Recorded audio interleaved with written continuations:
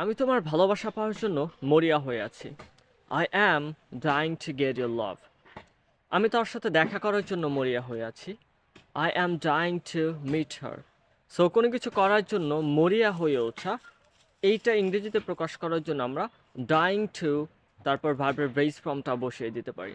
তাহলে সম্পূর্ণ স্ট্রাকচারটি হবে সাবজেক্ট, দেন ভি ভার্ব, তারপর ডাইং টু এর পরে আমরা ভার্বের বেস ফর্ম দেব এবং শেষে এক্সটেনশন দিয়ে দেবো যদি প্রয়োজন হয়।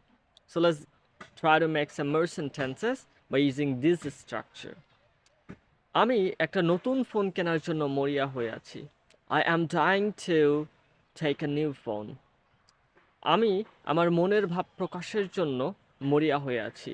I'm dying to express my feelings. So make a sentence at the comment sections by using this structure. Bye for today. See you in the next video with new thing.